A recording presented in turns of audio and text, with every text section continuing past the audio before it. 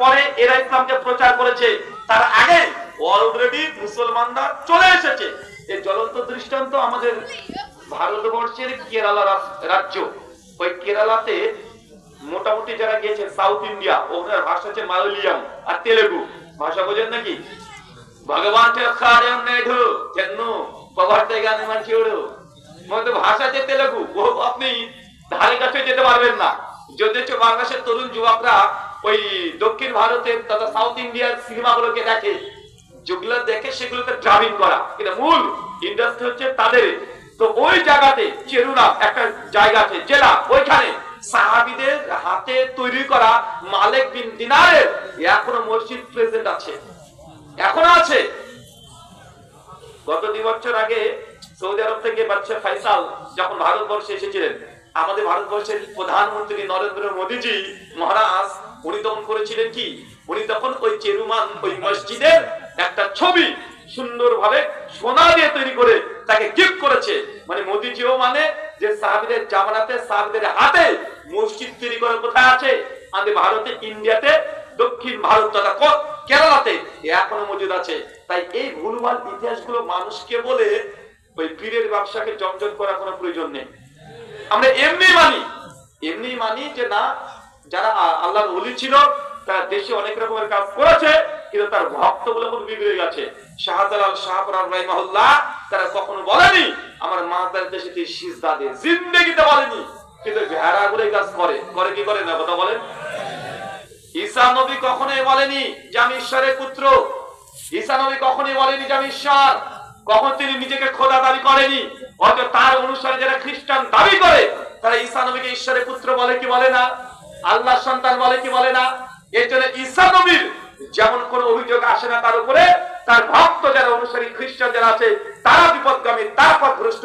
ঠিক একই ভাবে এই পীর যারা আছে আল্লাহর ওলি, এরা একটাও পথভ্রষ্ট গোমরা নয়, এরা ভালো মানুষ ছিল।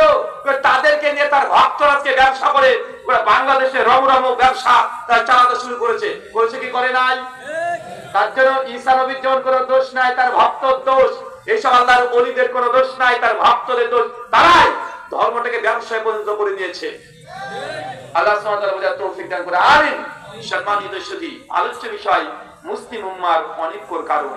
চলেন কয়েকটা শুধু কারণ আমি বলবো, আর আমার কথা শুনে আপনি ভাবেন না যে সব কথা আপনি মেনে নেবেন, মানা দরকার নেই।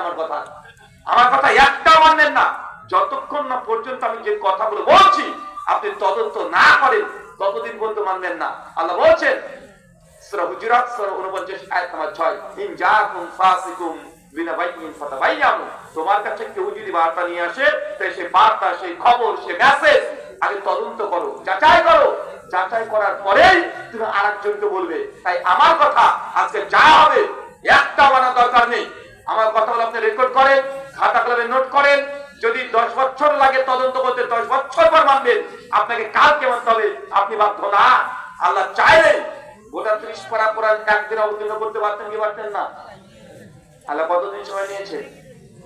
দীর্ঘ 23 বছর, 22 বছর, 5 মাস সময় নিয়েছে। আল্লাহর কাছে কি খুব কঠিন ছিল যে নবী যখন মেরাজে গেলেন সেই সময় বলতে পারেন ইয়া রাসূলুল্লাহ এনেন, এটা আপনার উম্মতকে দিয়ে দিবেন, সবাই মানবে? দিতে পারতেন কি পারতেন না? আল্লাহকে দিয়েছেন? আল্লাহ দেয়নি। আল্লাহ কি করেছে? ধীরে ধীরে অবতীর্ণ করেছে, যে মানুষ যেন এগুলোকে নিয়ে চিন্তা ফিকির করে। আর আল্লাহ সুবহানাহু ওয়া তাআলা যে কালাম যতক্ষণ বিশ্বাস না হবে ততক্ষণ বিশ্বাস করার আপনার প্রয়োজন নেই। এই জন্য আল্লাহ কোরআন মাজিদে নামাজ, রোজা, হজ, যাকাতের কথা না বলে আগে বলেছে ইকরা, তুই আগে পড়, আগে পড়, দেখ ইসলাম কোন অন্ধবিশ্বাসের নাম না। মুহাম্মদ আল্লাহ জানেন যে ফালাম, আগে তুমি জ্ঞান অর্জন করো, আমি যে আল্লাহ, আমি যে তোমার রব। আগে জ্ঞান অর্জন করো। অন্ধের মতো আল্লাহকে বিশ্বাস করার প্রয়োজন নেই। ইসলাম হচ্ছে ইলমের নাম, জ্ঞানের নাম। কিসের নাম? কথা বলেন। জ্ঞানের নাম। কারণ ইসলাম যখন ছিল না, নবী যখন পৃথিবীতে আসে নাই, সেই সময়টাকে কি বলা হয়? জাহেলিয়াতের যুগ। মানে কি?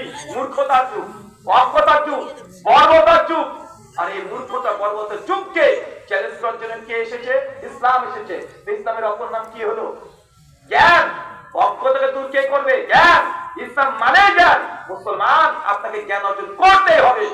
আল্লাহ সুবহানাহু ওয়া তাআলা তিনিও জানতেন তার নবী তিনি এইভাবে লেখা দেখে দেখে পড়তে পারেন না, আল্লাহ জানতেন না তা নয়। সহিহ বুখারী কিতাব ওয়াহিদ 3 নম্বর হাদিস, ফেরেশতা জিবরিল যখন প্রথম ওহী দিচ্ছে, ইকরা পড়ো, জোরসে চাপ দিচ্ছে। কেন?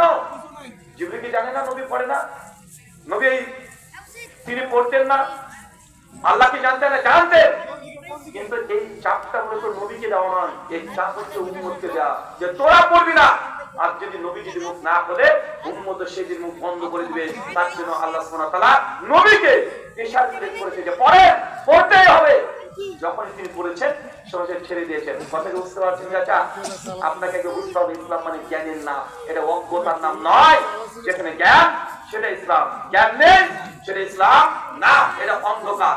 আল্লাহ সুবহানাহু বলছেন কোরআনুল কারীম সূরা জুমার সূরা নম্বর 39 আয়াত নম্বর 18, আল্লাযীনা ইয়াসতামিউনাল কাওল ফায়াত্তাবিউনা হাসানা উলাইকা আল্লাযীনা হাদাহুমুল্লাহ উলাইকা হুম উলুল আলবাব।